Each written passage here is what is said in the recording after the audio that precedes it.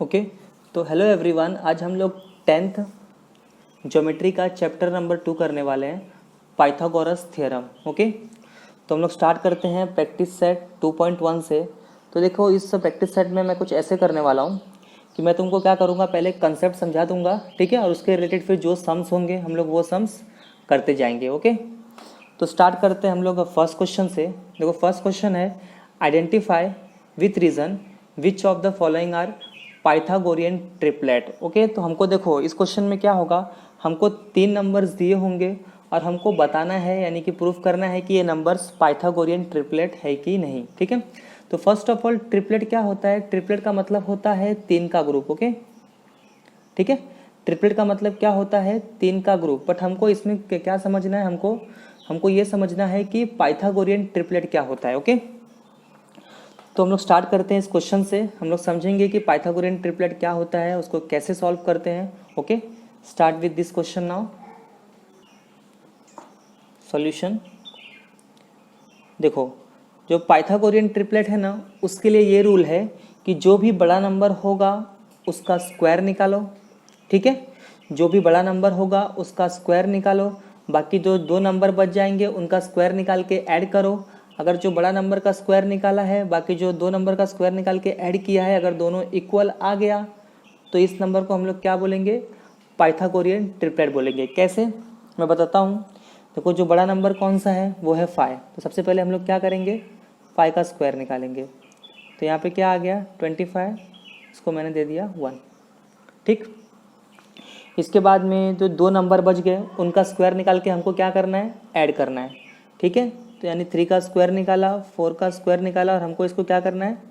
Add करना है। Okay 3 square plus 4 square, तो 3 का स्क्वायर क्या आया? 9 आया, 4 का स्क्वायर क्या आया? 16 आया। ठीक है, ओके नाउ 9 प्लस 16 ये भी क्या आ जाएगा? 25 आ जाएगा। तो इसको मैंने क्या दिया? नंबर 2। ठीक है, तो देखो मैंने क्या बोला था, पाइथागोरियन ट्रिपलेट के लिए क्या रूल है कि जो भी बड़ा नंबर होगा उसका स्क्वायर निकालो। ठीक है, जो भी बड़ा नंबर होगा उसका स्क्वायर निकालो, और जो छोटे जो नंबर बच जाएंगे उनका स्क्वायर निकाल के ऐड करना है। अगर दोनों इक्वल आया तो हम लोग बोल सकते हैं कि ये नंबर क्या है? पाइथागोरियन ट्रिपलेट है। तो बड़े नंबर का स्क्वायर निकाला, 25 आया, बाकी जो 2 नंबर्स बच गए थे उनका स्क्वायर निकाल के ऐड किया तो भी क्या आया?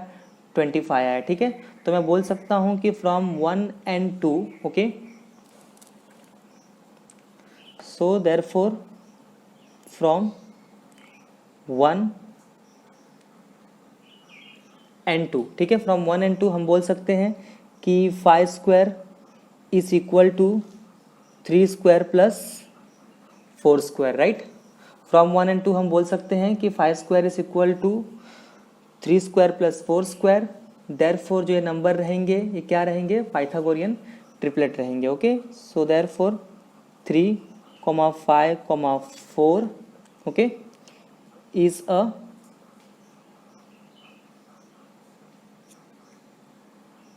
Pythagorean triplet. ओके इतना क्लियर हुआ। अभी हम लोग सेकंड क्वेश्चन पे आते हैं।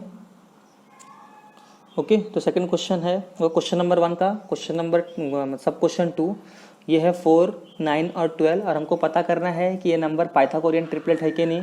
तो देखो मैंने क्या बोला, जो भी इसमें सबसे बड़ा नंबर होगा उसका स्क्वायर निकालो। तो 4, 9 और 12 में सबसे बड़ा नंबर कौन सा है? 12 है। ओके सॉल्यूशन, सबसे पहले क्या करेंगे? 12 का स्क्वायर निकालेंगे तो कितना आ जाएगा? 144। ठीक है, जो भी बड़ा नंबर होगा क्या करना है? उसका स्क्वायर निकालना है। तो हमने बड़े नंबर का स्क्वायर निकाला, कितना आ गया? 144 आ गया। ठीक है, बाकी जो 2 नंबर्स बच गए उनका स्क्वायर निकाल के क्या करो? ऐड करो। तो यहाँ पे 4 स्क्वायर प्लस 9 स्क्वायर। ठीक है, तो 4 स्क्वायर हमको मिलेगा 16, 9 स्क्वायर किया हमको मिलेगा 81। ठीक है, अब अगर हम इनको ऐड करेंगे तो हमको कितना मिला? 97 मिला। ये हमारा हो गया 1 और ये हमारा हो गया 2। ठीक है, तो यहाँ पे देखो, जो बड़ा नंबर है उसका स्क्वायर निकाला, बाकी जो 2 रिमेनिंग नंबर बच गए उनका स्क्वायर निकाल के ऐड किया तो देखो इक्वल नहीं आ रहा है। ठीक है, इक्वल नहीं आ रहा है तो ये नंबर्स क्या रहेंगे? ये नंबर्स पाइथागोरियन ट्रिपलेट नहीं रहेंगे। ओके तो देयरफॉर हम लोग बोल सकते हैं फ्रॉम 1 and 2 कि फ्रॉम 1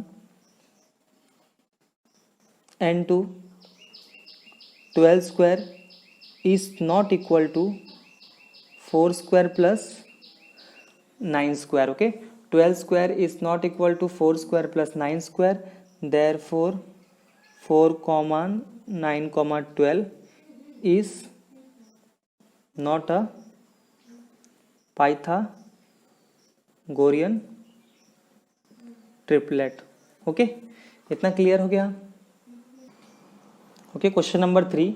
यहाँ पे 5, 12 और 13 दिया हुआ है. हमको पता करना है पाइथागोरियन ट्रिपलेट है कि नहीं. तो इसमें सबसे बड़ा नंबर कौन सा है? 13 है. ठीक है, तो मैं क्या करूँगा, 13 का स्क्वायर लूँगा जो कि क्या आ जाएगा 169. ये हो गया हमारा 1. ठीक है, बाकी जो 2 नंबर्स बच गए उनका स्क्वायर करके हमको क्या करना है, ऐड करना है. तो 5 का स्क्वायर जो हो जाएगा 25. ओके, और 12 का स्क्वायर कितना हो जाएगा 144 हो जाएगा. राइट, तो अगर हम इसको ऐड करेंगे तो ये हमको अगेन क्या मिलेगा 169 मिलेगा. ये हो गया नंबर 2. ठीक है, तो देयरफॉर हम लोग बोल सकते हैं कि from 1 and 2. Okay, from 1 and 2 13 square is equal to 5 square plus 12 square. Therefore 5, 12, 13 is a Pythagorean triplet. Okay, is a Pythagorean triplet. ठीक है, क्लियर है. आगे बढ़ते हैं नेक्स्ट क्वेश्चन पे. कि क्वेश्चन नंबर 4. 24, 70 एंड 74 पता करना है हमको ये नंबर्स पाइथागोरियन ट्रिपलेट है कि नहीं. तो यहाँ पे सबसे पहले ले लो 74. ठीक है, 74 का हम लोग स्क्वायर निकालेंगे तो हमको यहाँ पे आएगा 5476. ठीक है, स्क्वायर निकालने आता है ना, ऐसे करते हैं.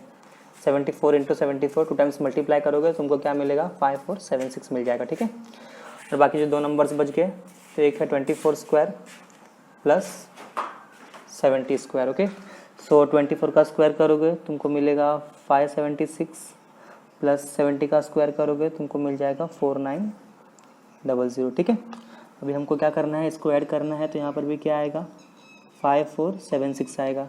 ये हो गया हमारा 1, ये हो गया हमारा 2. ठीक है, तो from 1 and 2.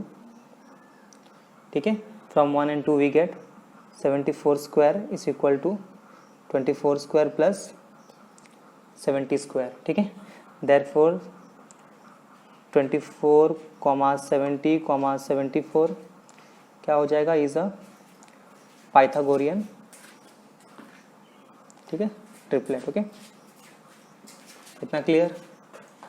Okay, question number 5. 10, 24, 27 3 numbers हैं. तो सबसे पहले जो बड़ा नंबर है उसका स्क्वायर निकालो. तो हम लोग निकालेंगे 27 का स्क्वायर, तो ये आएगा 729. बाकी जो नंबर्स हैं वो है 10 स्क्वायर प्लस 24 स्क्वायर. 10 स्क्वायर है 100. ठीक है, और 24 स्क्वायर है 576. इसको ऐड करोगे तो यहाँ पे आएगा 676. ये हो गया हमारा 1 और ये हो गया हमारा 2. ठीक है, तो फ्रॉम 1 and 2 हमको मालूम पड़ जाएगा, लिख लेना.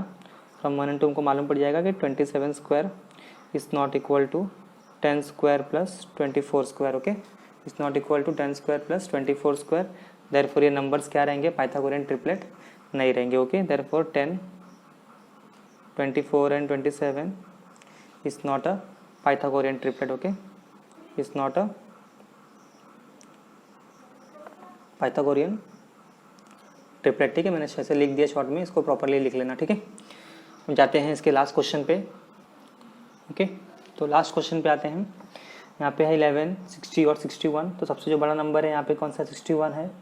तो हम लोग क्या करेंगे, पहले 61 का स्क्वायर निकालेंगे तो हमको मिलेगा 3721. ओके, बाकी जो 2 नंबर्स हैं तो होगा 11 स्क्वायर प्लस 60 स्क्वायर.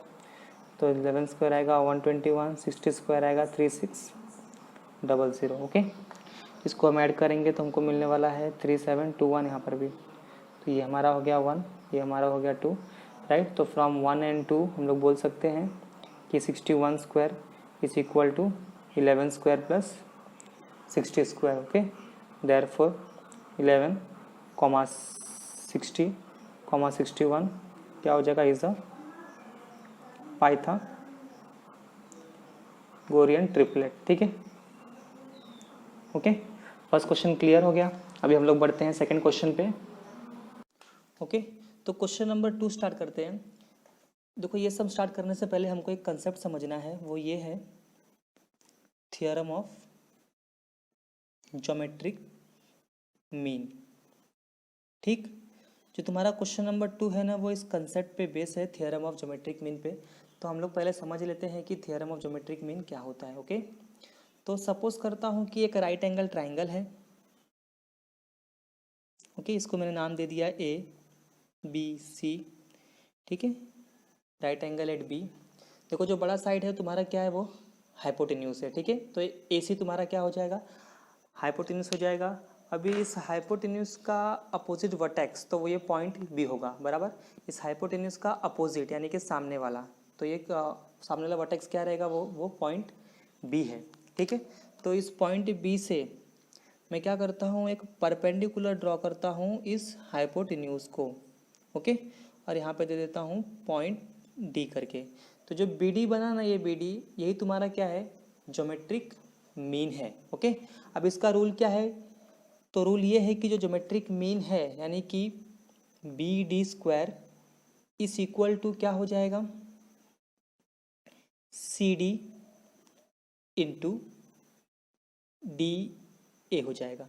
ठीक है, ओके, ये बात क्लियर हो गया। इसका मतलब क्या, तो मैं तुमको बोलता हूँ, ध्यान से एकदम सुनना। देखो, परपेंडिकुलर ड्रॉन, ठीक है, perpendicular drawn to the hypotenuse. Okay, कहाँ से, from the opposite vertex is the geometric mean. ठीक है, तो हमने क्या किया, एक परपेंडिकुलर ड्रॉ किया इस हाइपोटेन्यूज को।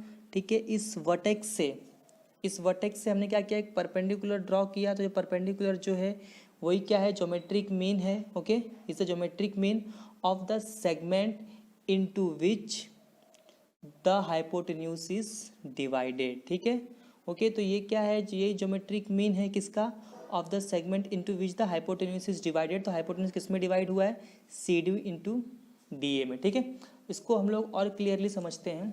ओके, मैं एक ट्राइंगल और ले लेता हूँ। सपोज यहाँ पे एक ट्राइंगल है। ओके, इस ट्राइंगल को हमने नाम दे दिया, फॉर एग्जांपल चलो इसको हम नाम दे देते हैं PQR। ठीक है, इस ट्राइंगल को हमने नाम दिया PQR, right angle at Q। अभी इस Q से क्या करूँगा, मैं एक परपेंडिकुलर ड्रॉ करूँगा इस हाइपोटेन्यूज को। ठीक है, इस Q से मैं क्या करने वाला हूँ, एक परपेंडिकुलर ड्रॉ किया इस हाइपोटेन्यूज को। ठीक है, मान लो ये पॉइंट T हो गया यहाँ पे। तो यहाँ पे जो QT है ना तुम्हारा, QT क्या है तुम्हारा, ज्योमेट्रिक मीन है। जैसे यहाँ पे BD तुम्हारा क्या था, ज्योमेट्रिक मीन था। यहाँ पर जो QT है वो क्या है, ज्योमेट्रिक मीन है किसका, ऑफ द सेगमेंट। ठीक है, इस सेगमेंट का, किसका, of the segment in which the hypotenuse is divided. तो यहाँ पे हाइपोटेन्यूज किस में डिवाइड हुआ है, PT इंटू TR में। यहाँ पे हाइपोटेन्यूज किस में डिवाइड हुआ था, CD इंटू DA में। तो यहाँ पे जो QT है तुम्हारा क्या है, ज्योमेट्रिक मीन है। ठीक है, तो यहाँ पे आएगा QT square is equal to PT into TR, समझ जाएगा। तो जो तुम्हारा QT है वो क्या है, ज्योमेट्रिक मीन है of the segment in which the hypotenuse is divided. तो हाइपोटेन्यूज किस में डिवाइड हुआ है, PT इंटू TR में। ओके, ओके, तो जो ज्योमेट्रिक मीन होगा वो इक्वल होगा। ठीक है, ज्योमेट्रिक मीन जो है यानी QT है यहाँ पे, तो यहाँ पे QT स्क्वायर इक्वल होगा into which the hypotenuse is divided. तो हाइपोटेन्यूज किस में डिवाइड हुआ है, यहाँ पे PT इंटू TR में। ठीक है, ओके, इतना क्लियर हो गया। सिमिलरली देखो, अगर ये ट्राइंगल है, जो यहाँ पे जो तुम्हारा NQ है वो ज्योमेट्रिक मीन है, तो यहाँ पे जो तुम्हारा NQ होगा, right, NQ square is equal to हो जाएगा। ठीक है, इस इक्वल टू क्या होगा, हाइपोटेन्यूज यहाँ पे किस में डिवाइडेड है, तो देखो MQ इंटू QP में। तो ये इक्वल टू क्या आ जाएगा, यहाँ पे MQ इंटू QP आ जाएगा। ठीक है, ये बात क्लियर हो गया। अभी हम लोग क्या करते हैं, क्वेश्चन नंबर 2 को स्टार्ट करते हैं। ठीक, ओके, तो अब स्टार्ट करते हैं इसको।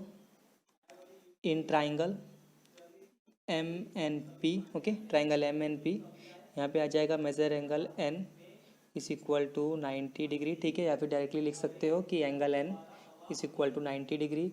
और इसके बाद हमको देखो, सब कुछ मैं गिवन से लिख रहा हूँ। ठीक है, देखो गिवन में सब दिया हुआ है। ओके, एंगल N लिखा है इक्वल टू 90 डिग्री, या फिर हम लोग इसको ऐसे भी लिख सकते हैं एंगल N को, यानी कि एंगल MNP इस इक्वल टू 90 डिग्री। ठीक है, दो तरीका होता है एंगल लिखने का। ओके, इसके बाद हमको गिवन में दिया हुआ है कि जो सेगमेंट एन क्यू है, ठीक है, यानी कि सेगमेंट एन क्यू है वो परपेंडिकुलर है सेगमेंट, ठीक है, इस हाइपोटेन्यूज को, जो कि क्या है वो एम पी है, राइट। तो एन क्यू इस हाइपोटेन्यूज को परपेंडिकुलर है, ठीक है, एन क्यू इस हाइपोटेन्यूज को परपेंडिकुलर है, तो मैं बोलूँगा कि एन क्यू क्या है, ज्योमेट्रिक मीन है, ठीक है। अगर एन क्यू ज्योमेट्रिक मीन है तो हम लोग यहाँ पे करेंगे, क्या करेंगे, प्रॉपर्टी लगाएंगे कि by property of geometric mean, ठीक है, या फिर लिख सकते हो कि by theorem of geometric mean,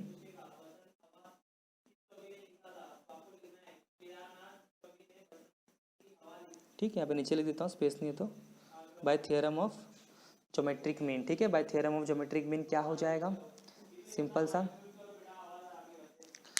वो ये होने वाला है कि जो एन क्यू है, N Q square, okay, N Q square is equal to M Q into Q P, बराबर। हमने पढ़ा था कि जो ज्योमेट्रिक मीन होता है वो इक्वल होता है into which the hypotenuse is divided, ठीक है। तो यहाँ पे हाइपोटेन्यूज किस में डिवाइड हुआ है, एम क्यू में और क्यू पी में, ओके।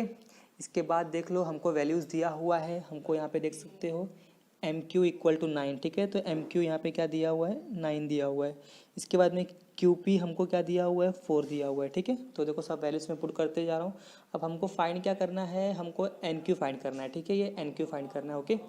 तो देयरफॉर अभी जो जो दिया हुआ है वैल्यूज को पुट कर लो, तो यहाँ पे आ जाएगा कि N Q square is equal to, M Q का वैल्यू दिया हुआ है 9 इंटू क्यू पी, ठीक है, क्यू पी क्या दिया हुआ है तुमको यहाँ पे, 4 दिया हुआ है, राइट। इतना तो क्लियर हो गया। इसके बाद में हम लोग इसको मल्टीप्लाई कर लेंगे, ओके। इसको मल्टीप्लाई करेंगे तो क्या आ जाएगा, 9 4 36 एन क्यू स्क्वायर, ओके, ठीक है। इतना क्लियर हो गया, इतना बात समझ गया। अभी देखो स्क्वायर यहाँ पे आएगा तो क्या बनेगा, रूट बनेगा ना, स्क्वायर यहाँ पे आएगा तो रूट बनेगा।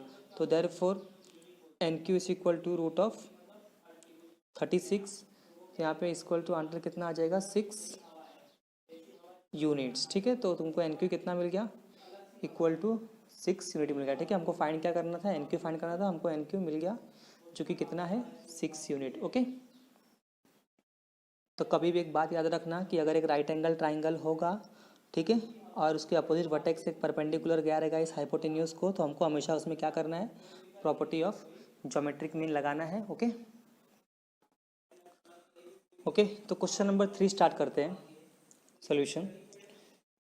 जो क्वेश्चन नंबर 2 में तुमको तुमको इस क्वेश्चन में दिया हुआ है कि जो एंगल P है वो क्या है, 90 डिग्री है, ठीक है। क्यू पी आर यानी कि एंगल P क्या है, 90 डिग्री है। इसके बाद में हमको दिया हुआ है कि सेगमेंट PM, ठीक है, तो ये PM है, वो PM क्या है, परपेंडिकुलर है किसको, इस QR को, राइट, ठीक है। इसके बाद बोला है कि Q dash M dash R, ठीक है, तो ये Q M और R कोलिनियर यानी कि एक लाइन में है। इसके बाद में हमको दिया है कि PM कितना है, 10 है, तो मैंने यहाँ पे 10 लिख लिया। इसके बाद में दिया हुआ है QM इक्वल टू 8, ठीक है, तो QM हमने क्या किया, 8 लिख लिया। अभी हमको क्या करना है, हमको फाइंड करना है QR, ठीक है, QR यानी कि ये टोटल यहाँ से यहाँ तक का लेंथ, ये पूरा लेंथ हमको फाइंड करना है, ओके। ये बात तो क्लियर हो जाएगी।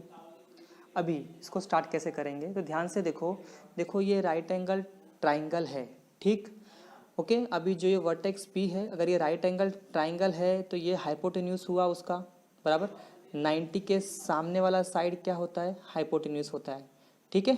तो इस हाइपोटेन्यूज है, इसका जो वर्टेक्स है यहाँ से, इस वर्टेक्स से हमने क्या किया, एक परपेंडिकुलर ड्रॉ किया है इस हाइपोटेन्यूज को, बराबर, ठीक है ना। ये हाइपोटेन्यूज है, इसका अपोजिट वर्टेक्स जो कि P है, इस P से हमने क्या किया, एक परपेंडिकुलर ड्रॉ किया है इस हाइपोटेन्यूज को। तो ये PM क्या हो जाएगा तुम्हारा, ज्योमेट्रिक मीन हो जाएगा, ठीक है। समझ पा रहे हो कैसे पहचानोगे, ओके। ये राइट एंगल ट्राइंगल हो गया, तुमने PM एक परपेंडिकुलर ड्रॉ किया है हाइपोटेन्यूज को, तो जो ये परपेंडिकुलर है ना वो तुम्हारा क्या है, ज्योमेट्रिक मीन है। तो इस समय भी क्या करना है हमको, simple theorem of geometric mean लगाना है, ठीक है। तो स्टार्ट करते हैं हम लोग। इन ट्राइंगल PQR, ठीक है, एंगल QR इक्वल टू क्या आ जाएगा, 90 डिग्री आ जाएगा, ठीक है। इसके बाद दिया हुआ है, देखो सब कुछ मैं गिवन से ही लिख रहा हूँ, जो गिवन में है मैं वहीं से लिख रहा हूँ। इसका दिया हुआ है हमको कि जो PM है वो परपेंडिकुलर है QR को, ठीक, ओके। तो अभी हम लोग क्या करेंगे, by theorem of geometric mean, ठीक है, by theorem of geometric mean. Theorem of geometric mean क्या बोलता है कि P M square, okay, P M square is equal to क्या हो जाएगा, P M square is equal to Q M into M R, ठीक है, इक्वल टू क्या हो जाएगा, Q M into M R हो जाएगा, ओके। इसके बाद में जो वैल्यूज़ दिया हुआ है उस वैल्यूज़ को तुम क्या करोगे, पुट करोगे। तो हमको देखो पी एम दिया हुआ है 10, तो यहाँ पे मैंने लिखा 10 और स्क्वायर है तो इसलिए मैंने इस पर स्क्वायर डाल दिया, ठीक है। नेक्स्ट है क्यू एम, क्यू एम हमको कितना दिया हुआ है 8, ओके। इसके बाद में हमको एम आर नहीं मालूम है तो मैंने एम आर को एज डिस रखा, ठीक है। अभी देखो हमको क्या निकालना है, हमको क्यू आर निकालना है, बट क्यू आर निकालने के लिए हमारे पास क्यू एम और एम आर होना चाहिए ना। तो क्यू एम तो मुझे मालूम है, अगर मुझे एम आर मिल जाएगा तो दोनों वैल्यूज़ को मैं ऐड कर दूंगा तो मुझे क्यू आर मिल जाएगा, ओके। तो यहाँ पे 10 का स्क्वायर, अब 10 का स्क्वायर कितना हो जाएगा, तो ये हो जाएगा 100 is equal to 8 into M R. अभी 8 यहाँ पे मल्टीप्लाई है, राइट, यहाँ पे आएगा तो डिवाइड हो जाएगा, ओके, ठीक। तो यहाँ पे क्या आ जाएगा 100/8 is equal to M R हो जाएगा, ठीक है। तो 100/8 इंटू एम आर, अभी इसको हम लोग डिवाइड कर लेंगे, ठीक, इसको हम लोग क्या करेंगे, डिवाइड कर लेंगे तो हमको एम आर की वैल्यू मिल जाएगी। तो एम आर तुमको क्या मिलेगा, M R is equal to तुमको मिल जाएगा 12.5 यूनिट्स, ठीक है। तो एम आर कितना मिला, ये एम आर तुमको कितना मिल जाएगा, 12.5 मिल जाएगा। अभी तुमको क्या करना है, क्यू से लेके आर तक का डिस्टेंस निकालना है, राइट। तो यहाँ पे जो क्यू आर है ना, Q R is equal to क्या होएगा, Q M plus M R, ठीक है। क्यू एम क्या है 8, एम आर कितना है 12.5 है, दोनों को ऐड करोगे, राइट, दोनों को ऐड करोगे तुमको आंसर मिलेगा 20.5 यूनिट्स, ठीक, इतना क्लियर है, ओके। ओके, तो क्वेश्चन नंबर 4 स्टार्ट करते हैं। इसमें बोला है कि see adjoining figure, find R P and P S using information given in triangle P S R, okay. हमको ये फिगर देख के, ओके, हमको ये फिगर देख के हमको क्या फाइंड करना है, आर पी फाइंड करना है और पी एस फाइंड करना है, okay. We have to find R P and P S, okay. तो आर पी कौन सा है, वो ये लेंथ है, और पी एस कौन सा है, वो ये वाला लेंथ है, ठीक है। तो हमको ये वाला लेंथ और ये वाला लेंथ हमको क्या करना है, फाइंड करना है using information given in triangle P S are, ठीक है। इस ट्राइंगल पी एस आर में कुछ इन्फॉर्मेशन दिया हुआ है, उस इन्फॉर्मेशन के हेल्प से हमको आर पी और पी एस फाइंड करना है, ओके।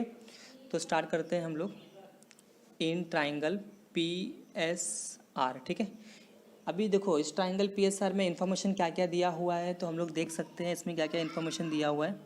देखो इस ट्राइंगल में हमको फर्स्ट इन्फॉर्मेशन ये दिया हुआ है कि जो एंगल एस है, ठीक है, एंगल एस इक्वल टू क्या है 90 डिग्री, बराबर। एंगल एस कितना है 90 डिग्री। इसके बाद में एंगल पी दिया हुआ है इक्वल टू 30 डिग्री, ठीक है। अगर एंगल एस 90 है, एंगल पी 30 है, तो ये रिमेनिंग एंगल आर कितना हो जाएगा 60 डिग्री हो जाएगा ना, सिंपल सी बात है ना। तो remaining angle R equal to कितना आ गया 60 डिग्री आ गया, ठीक है। इतना क्लियर हो गया, कैसे आया, अगर तुमको नहीं समझता है तो देख सकते हो। देखो angle S plus angle P plus angle R equal to कितना होता है 180 होता है, बराबर। और ट्राइंगल्स का तीनों एंगल को अगर हम लोग ऐड करेंगे तो इक्वल टू क्या आता है 180 आता है। तो एंगल एस 90 है, एंगल पी 30 है, हमको एंगल आर नहीं मालूम है, ओके। तो इसको अगर तुम ऐड करोगे तो ये क्या हो गया 120 हो गया, 120 plus angle R is equal to 180, ठीक है। अब 120 यहाँ पे आके माइनस हो जाएगा, बराबर। तो angle R is equal to मिल जाएगा 180 minus 120 which is equal to 60 degree. तो हमने लिख दिया कि एंगल आर कितना है 60 डिग्री है, ठीक है। ये बात तो क्लियर हो गया, ओके। अभी नेक्स्ट स्टेप इसमें, अभी इसको इस ट्राइंगल को तुम ध्यान से देखो अगर, तो देखो एक एंगल 90 है, एक एंगल 30 है और एक एंगल 60 है, ठीक है। तो ये एक 30 60 90 ट्राइंगल हो गया, बराबर। ये एक 30 60 90 ट्राइंगल हो गया। तो हम लोग अभी क्या करने वाले हैं 30 60 90 का थ्योरम यूज़ करके हम लोग ये वाला साइड और ये वाले साइड का लेंथ फाइंड कर लेंगे, ठीक है। तो हम लोग यहाँ पे लिखते हैं कि by 30 60 90 theorem, okay, by 30, 60, 90 theorem. 30, 60, 90 theorem क्या बोलता है इसमें? फर्स्ट कि साइड अपोजिट, ठीक है, शॉर्ट में लिखा है, इसको फुल फॉर्म में लिख लेना या फिर मैं लिख देता हूँ, चलो। साइड अपोजिट टू 30 वो क्या होता है? हाफ इंटू हाइपोटेन्यूज होता है, ठीक है। साइड अपोजिट टू 30 क्या होता है? हाफ इंटू हाइपोटेन्यूज होता है। अभी देखो ये 30 है, 30 के अपोजिट साइड कौन सा है? एस आर है, तो यहाँ पे मैंने क्या लिख दिया? एस आर लिख दिया, हाफ इंटू, अभी हाइपोटेन्यूज क्या है तुम्हारा? पी आर, ठीक है, हाइपोटेन्यूज क्या है? तो यहाँ पे मैंने लिख दिया पी आर, ओके। अभी ध्यान से देखोगे तो एस आर का वैल्यू तुमको 6 दिया हुआ है ऑलरेडी फिगर में, बराबर। एस आर का वैल्यू तुमको 6 ऑलरेडी फिगर में दिया हुआ है, तो मैंने यहाँ पे 6 लिख दिया, is equal to half into hypotenuse क्या है? यहाँ पे पी आर है, बराबर, ठीक है, ओके। इतना तो क्लियर हो गया ना। इसके बाद में ये 2 यहाँ पे आके इससे मल्टीप्लाई हो जाएगा, राइट। ये 2 यहाँ पे आके इससे मल्टीप्लाई हो जाएगा, तो यहाँ पे आ जाएगा 6 into 2 which is equal to P R. तो तुमको देयरफॉर यहाँ पे पी आर का वैल्यू मिल जाएगा, ठीक है। देयरफॉर तुमको क्या मिल जाएगा कि P R is equal to 6 2 12, right. यहाँ पे आ जाएगा, ऐसे लिख लो कि therefore P R is equal to 12 units, ठीक है। इतना बात तो क्लियर हो गया, ये समझ जाएगा इतना। कुछ भी डाउट इसके अंदर नहीं आना चाहिए, ठीक है। तो हमको पी आर मिल गया, पी आर मिल गया मतलब क्या? हमको ये वाला लेंथ मिल गया, ठीक है। ये लेंथ कितना मिला हमको? 12 यूनिट्स मिला है, ठीक है। ये पी आर था, हमको वो पी आर बोलो या आर पी बोलो, दोनों सेम है। तो हमको पी आर कितना मिल गया? 12 यूनिट्स मिल गया। अब हमको क्या करना है? पी एस निकालना है, ठीक है। पी एस यानी कि ये वाला लेंथ है, राइट। पी एस कौन सा है? वो ये वाला लेंथ है, ठीक है। जो ये वाला तुम्हारा लेंथ है वो ये क्या है? हमको ये फाइंड करना है, पी एस, ठीक है। तो मैं अभी इसको रब कर देता हूँ। अभी दूसरा वाला, अभी हमको पी एस निकालना है, तो ध्यान से देखो पी एस कहाँ है? 60 के सामने है ना। पी एस कहाँ पर है? 60 के सामने है, राइट। पी एस कहाँ है? 60 के सामने है। तो दूसरा थ्योरम हम लोग लिखते हैं, वो थ्योरम ये है कि साइड अपोजिट टू 60, क्या? साइड अपोजिट टू 60 वो क्या होता है? √3/2 इंटू हाइपोटेन्यूज। वो क्या होता है? √3/2 इंटू हाइपोटेन्यूज होता है, क्लियर है। साइड अपोजिट टू 30 क्या था? 1/2 इंटू हाइपोटेन्यूज था। साइड अपोजिट टू 60 क्या होगा? √3/2 इंटू हाइपोटेन्यूज, ठीक है। 60 के अपोजिट साइड कौन सा है? तो एस पी है या फिर पी एस, जो भी बोलो, ठीक है। तो वो है P S which is equal to √3/2 into hypotenuse क्या आएगा? पी आर आएगा, ठीक है। इतना तो क्लियर हो गया, ओके। इसके बाद में देखो हमने पी आर तो फाइंड कर लिया, कितना आया हमको? 12 यूनिट्स मिला है। तो यहाँ पे लिखा कि P S is equal to √3/2 into P R जो है 12। तो 2 1 ज़ा 2 6 ज़ा, बराबर, 2 1 ज़ा 2 6 ज़ा। तो फाइनल आंसर हमको मिल जाएगा पी एस, ठीक है। P S is equal to 6 है, 6 √3 यूनिट्स, ओके, ठीक है। तो फाइनली हमको जो फाइंड करना था हमको मिल गया, हमको पी आर भी मिल गया और हमको ये पी एस भी मिल गया। पी एस कितना हो जाएगा? 6 √3 यूनिट्स, ओके। इतना क्लियर हो जाएगा। हमको फिर पी एस भी मिल गया, जो कि कितना है? तो यहाँ पे हम लोग लिख सकते हैं कि देयरफॉर जो पी एस मिला वो कितना मिला? 6 √3, ओके। 6 ये √3 जरा देख लेना, 6 √3 यूनिट्स, ओके। इतना तो क्लियर हो गया। अभी नेक्स्ट सम पे आते हैं हम लोग, ओके। तो क्वेश्चन नंबर 5 स्टार्ट करते हैं। For finding A B and B C with the help of information given in the adjoining figure complete the following activity. तो हम लोग बेसिकली क्या करते हैं, चलो इसको हम लोग सॉल्व भी कर देते हैं। तो देखो इस क्वेश्चन में बेसिकली हमको करना क्या है? हमको इस ए बी का और इस बी सी का लेंथ फाइंड करना है, ठीक है, ओके। इतना बात तो क्लियर हो जाएगा। हमको क्या करना है? हमको ए बी का और बी सी का हमको लेंथ फाइंड करना है, ठीक है। तो इसको करेंगे कैसे? और देखो इसमें हमको इन्फॉर्मेशन क्या क्या दिया हुआ है। हमको दिया हुआ है कि जो एंगल बी है वो क्या है? 90 डिग्री है, और ए सी का लेंथ दिया हुआ है जो कि क्या है? √8 है, ओके। तो सबसे पहले जो काम हम लोग इसमें करेंगे वो ये है कि हम लोग ये वाला एंगल फाइंड करेंगे, ठीक है। ये एंगल ए कितना होगा और एंगल सी कितना होगा, उसके हिसाब से हम लोग प्रॉपर्टी अप्लाई करेंगे, ठीक है। देखो ट्राइंगल के केस में हमने दो प्रॉपर्टी पढ़ा है, एक तो 30, 60, 90 थ्योरम पढ़ा है, ओके, और दूसरा जो है वो है 45, 45, 90 पढ़ा है, बराबर, ठीक है। तो हम लोग क्या करते हैं, दोनों एंगल फाइंड कर लेंगे, उसके हिसाब से हमको मालूम पड़ जाएगा कि ये थ्योरम लगेगा या फिर ये थ्योरम लगेगा, ठीक है। उसके बाद हम लोग आंसर फाइंड कर लेंगे, ओके। इतना तो क्लियर हो गया, ओके। तो हम लोग स्टार्ट करते हैं। In triangle A B C, okay, हमको एंगल बी कितना दिया हुआ है, इक्वल टू 90 डिग्री दिया हुआ है, ठीक है। पहला हमको इन्फॉर्मेशन क्या क्या दिया हुआ है कि एंगल बी 90 है, हमको लेंथ ऑफ ए सी दिया हुआ है, ठीक है, साइड ए सी का वैल्यू दिया हुआ है जो कि क्या है, रूटेड है। और हमको है ना इसमें एक चीज़ और भी दिया हुआ है, वो ये दिया हुआ है कि जो ए बी है ना, ठीक है, A B is equal to B C, बराबर, ठीक है ना। ये वाला लेंथ इस लेंथ को क्या है, इक्वल है, ठीक है। ये वाला साइड इस साइड को इक्वल है, हमको ये इन्फॉर्मेशन भी दिया हुआ है। तो एक प्रॉपर्टी है, ओके, उसको ध्यान से समझो, जो कि हम लोग बोल सकते हैं आइसोसेलेस ट्राइंगल थ्योरम की प्रॉपर्टी है, ठीक है। अगर देखो ये दोनों साइड आपस में इक्वल है ना, तो इनके अपोजिट एंगल्स भी क्या रहेंगे, आपस में इक्वल रहेंगे, ठीक है। जैसे ये वाला साइड है तो इसके सामने का एंगल क्या है, एंगल सी है, ठीक है।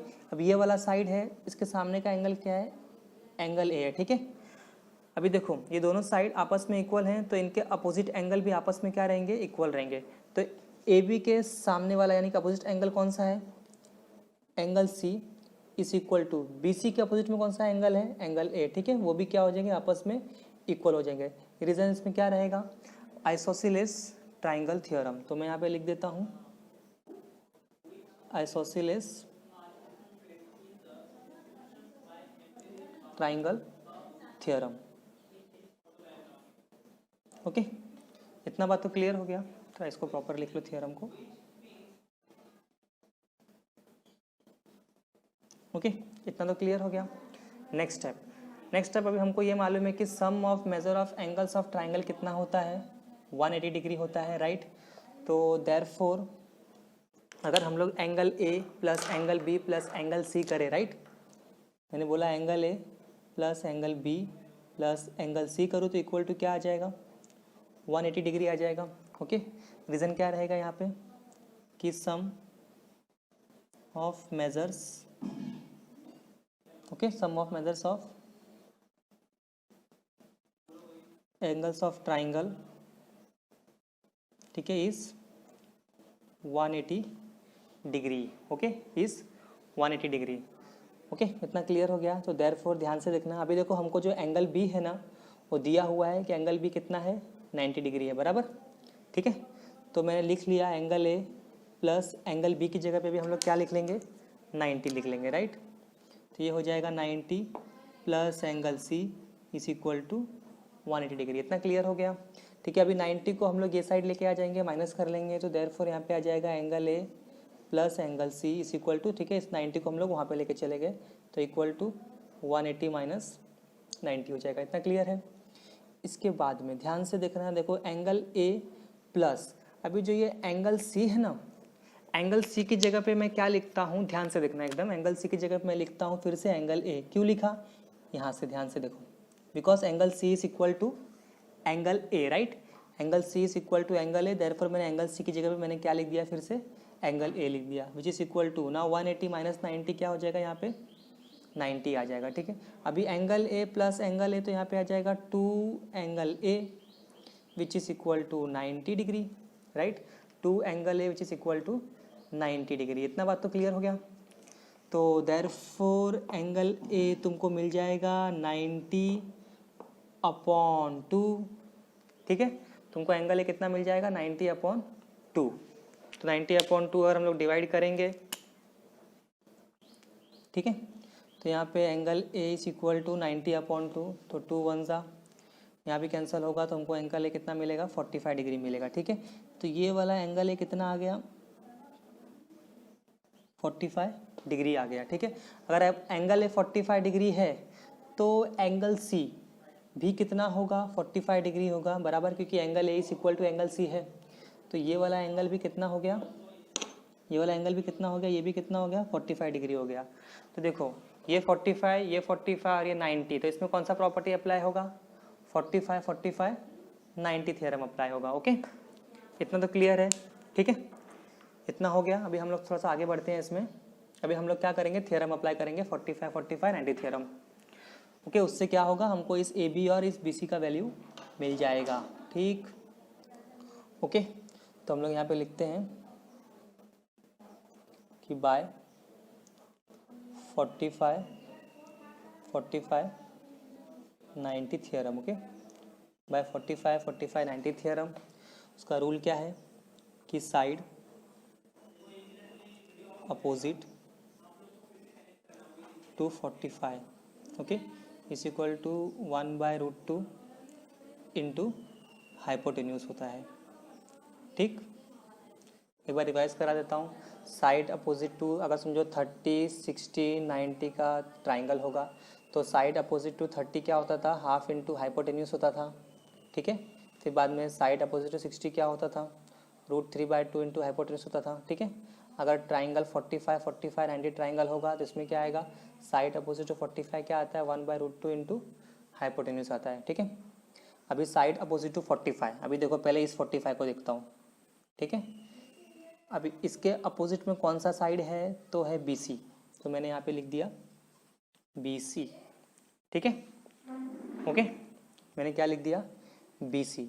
अभी इस 45 के अपोजिट में कौन सा साइड है, ध्यान से देखो। अभी ये वाला 45 था, इसके सामने BC था। अभी ये वाला 45 इसके सामने कौन है, AB है, तो यहाँ पे क्या आएगा, AB भी आएगा। तो BC इज इक्वल टू क्या हो जाएगा, AB इज इक्वल टू क्या आएगा, 1/√2 इंटू हाइपोटेन्यूज। तुमको हाइपोटेन्यूज यहाँ पे दिया हुआ है जो कि क्या है, √8 है। ओके, इतना क्लियर है। ओके, इतना क्लियर हुआ। तो देयरफॉर इसको अरेंज करके लिखता हूँ कि AB is equal to BC which is equal to, देखो इसमें कैंसिल हो जाएगा, 2 1 ज़ा 2 4 ज़ा, तो यहाँ पे आ गया √4। ठीक है, अभी √4 का हमारे पास आंसर है विच इज इक्वल टू, √4 का वैल्यू हमारे पास क्या आ जाएगा, 2 यूनिट्स। ओके, तो देयरफॉर हमको मिल गया कि AB is equal to BC is equal to क्या आ गया, 2 यूनिट्स। ओके, इतना क्लियर है। ओके, तो क्वेश्चन नंबर 6 स्टार्ट करते हैं। इसमें बोला है कि find the side and perimeter of a square whose diagonal is 10 centimetre. Okay, तो देखो जो ये क्वाड्रिलेटरल है ना, ये एक स्क्वायर है, इसमें हमको ये डायगोनल जो है वो दिया हुआ है। ठीक है, ये डायगोनल दिया हुआ, डायगोनल कितना है, 10 सेंटीमीटर है। अभी हमको क्या करना है, हमको इसमें जो ये स्क्वायर का साइड्स है, ओके, हमको ये साइड फाइंड करना है और इसके बाद में हमको स्क्वायर का पेरीमीटर फाइंड करना है। ठीक है, तो स्टार्ट करते हैं हम लोग। मैं लिख देता हूँ कि quadrilateral ABCD is a square. Okay, बराबर, ये गिवन है, quadrilateral ABCD is a square. अभी देखो स्क्वायर का ना एक प्रॉपर्टी है, पहली प्रॉपर्टी क्या है कि स्क्वायर के सब साइड्स क्या होते हैं, आपस में इक्वल होते हैं। ओके, तो हम लोग बोल सकते हैं कि therefore AB is equal to BC is equal to CD is equal to AD, बराबर। स्क्वायर में ऑल साइड्स क्या होता है, इक्वल होता है। ओके, इतना बात तो क्लियर हो गया। हम लोग रीजन दे सकते हैं यहाँ पे कि sides of square, okay, sides of square.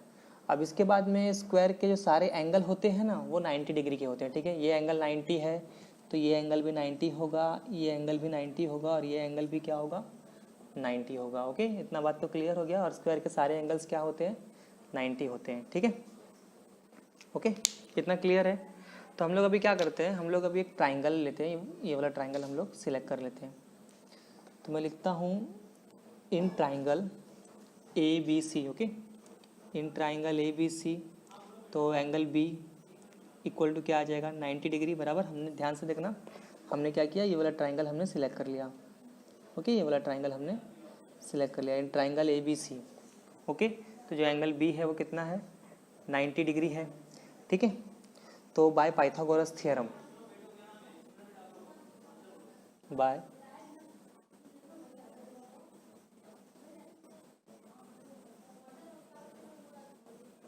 Pythagoras theorem हम लोग बोल सकते हैं कि जो हाइपोटेन्यूज स्क्वायर है, यानी कि वो है AC स्क्वायर। ठीक है, AC square is equal to AB square plus BC square, right. ठीक है, इतना क्लियर हो गया। इसके बाद में ध्यान से एकदम देखना, AC का वैल्यू हमको 10 दिया हुआ है तो हमने यहाँ पे क्या लिख दिया, 10 स्क्वायर लिख दिया। ठीक है, अभी देखो मैं यहाँ पे लिखता हूँ AB स्क्वायर लिखा प्लस, अभी इस BC की जगह पे है ना, ठीक है, इस BC की जगह पे मैं क्या करता हूँ, AB लिख देता हूँ, AB और स्क्वायर को मैंने सेम किया। ठीक है, क्योंकि देखो जो BC है ना वो इक्वल टू AB है, तुम यहाँ से देख सकते हो बराबर। ठीक, तो BC की जगह मैंने क्या लिख दिया, AB लिख दिया और ये वाला स्क्वायर एज इट इज नीचे मैंने कॉपी कर लिया। ओके, कैसे, क्योंकि देखो BC इज इक्वल टू क्या था, AB था। ओके, इतना क्लियर हो गया। नेक्स्ट स्टेप, 10 का स्क्वायर करेंगे तो तुमको क्या मिल जाएगा, 100 मिल जाएगा। राइट है, अभी AB स्क्वायर 2 टाइम्स है तो हम लोग इसको लिख सकते हैं 2AB square. Right, next step, 2 यहाँ पे मल्टीप्लाई है, यहाँ पे आएगा तो डिवाइड हो जाएगा। ठीक है, तो यहाँ पे आ जाएगा 100/2 is equal to AB square. Okay, इतना तो क्लियर हो गया। ठीक, ओके, तो इतना क्लियर हो गया। नेक्स्ट स्टेप अभी ध्यान से देखना, तो ये कैंसिल कैसे, 2 1 जा तो 250 जा, तो यहाँ पे मिल जाएगा कि AB square is equal to क्या आ गया, 50 आ गया। राइट है, इसको कैंसिल करेंगे तो हमको क्या मिलेगा, 50 मिलेगा ना, तो AB square is equal to 50, तो हमने लिख दिया कि AB square is equal to 50 लिख दिया। अब स्क्वायर वहाँ पे जाके क्या बनेगा, स्क्वायर रूट बनेगा। राइट, तो AB is equal to root of 50। ठीक है, तो नेक्स्ट स्टेप कि AB इज इक्वल टू, अभी 50 को मैं ऐसे लिख सकता हूँ 25 × 2 बराबर ना, कि 25 2 सा क्या होता है, 50 होता है। ठीक है, फिर again next step, AB is equal to, इसको सेपरेट करता हूँ, root of 25 into root of 2। ठीक है, ओके, 25 इंटू रूट 2 था, मैंने क्या किया, इस चीज़ को सेपरेट किया, मैंने लिखा root of 25 into root of 2, तो हमको मिल जाएगा AB इज इक्वल टू, भी रूट ऑफ 25 है, उसका आंसर मुझे क्या आ जाएगा, 5 आ जाएगा, और इसको सेम लिख दूंगा 5√2 यूनिट्स। ओके, देखो जब ये AB है ना, ये वाला AB, ओके, AB हमको क्या मिला, 5√2 यूनिट्स मिला। राइट, AB हमको क्या मिला, 5√2 यूनिट्स मिला। अगर AB 5√2 यूनिट्स है तो BC भी कितना होगा, 5√2 यूनिट्स होगा बराबर ना, क्योंकि ये स्क्वायर है तो क्या है, ऑल साइड्स इक्वल है। अगर ये 5√2 है तो ये साइड भी कितना होगा, 5√2, सिमिलरली ये भी 5√2 होगा और ये भी क्या होगा, 5√2 होगा। ठीक है, तो सारे साइड्स कितने के हो जाएंगे, 5√2 के हो जाएंगे। ओके, ये बात तो क्लियर हो गया।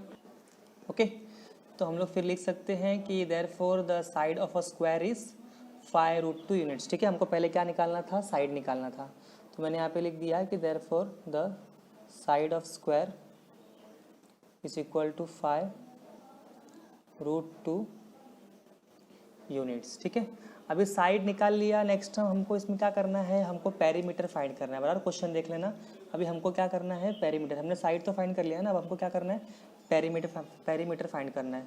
तो पेरीमीटर ऑफ स्क्वायर के लिए ना फॉर्मूला है सीधा सीधा।